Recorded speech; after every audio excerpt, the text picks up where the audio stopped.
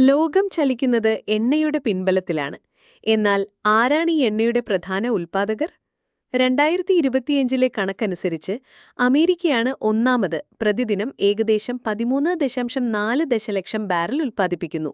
തൊട്ടുപിന്നാലെ Saudi Arabia 10.8 ദശലക്ഷം, Russia 10.7 ദശലക്ഷം എന്നിവരുമുണ്ട്.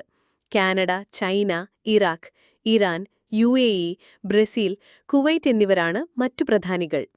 എന്നാൽ ഈ വിപണി എന്നും സംഘർഷഭരിതമാണ്. അടുത്തിടെ ഇറാൻ-ഇസ്രായേൽ സംഘർഷം ഗൾഫ് മേഖലയിൽ സമ്മർദ്ദം വർദ്ധിപ്പിച്ചു. ഇത് ഹോർമുസ് കടലിടുക്കിലൂടെയുള്ള എണ്ണ വിതരണത്തെ ബാധിക്കുമോ എന്ന ആശങ്ക എണ്ണവില ബാരലിന് $75-78 വരെയും ചിലപ്പോൾ $100-130 വരെയും ഉയർത്തി. 85 മുതൽ 88% വരെ എണ്ണ ഇറക്കുമതി ചെയ്യുന്ന ഇന്ത്യയെപ്പോലുള്ള രാജ്യങ്ങൾക്ക് ഇത് വലിയ വെല്ലുവിളിയാണ്. ഈ പ്രതിസന്ധി നേരിടാൻ ഇന്ത്യ ഗൾഫ് രാജ്യങ്ങളെ മാത്രം ആശ്രയിക്കാതെ അമേരിക്ക, റഷ്യ തുടങ്ങിയ രാജ്യങ്ങളിൽ നിന്നും ഇറക്കുമതി വർദ്ധിപ്പിക്കുകയാണ്. നിലവിൽ ഇറാഖാണ് ഇന്ത്യയുടെ പ്രധാന എണ്ണദാതാവ്. അന്താരാഷ്ട്ര സംഘർഷങ്ങൾ ആഗോള എണ്ണ വിപണിയെയും സാധാരണക്കാരെയും എങ്ങനെ ബാധിക്കുമെന്നതിന്റെ ഉദാഹരണമാണിത്. അതിനാൽ ഊർജ്ജ ഇറക്കുമതിയിൽ വൈവിധ്യവൽക്കരണം രാജ്യങ്ങൾക്ക് അനിവാര്യമാണ്.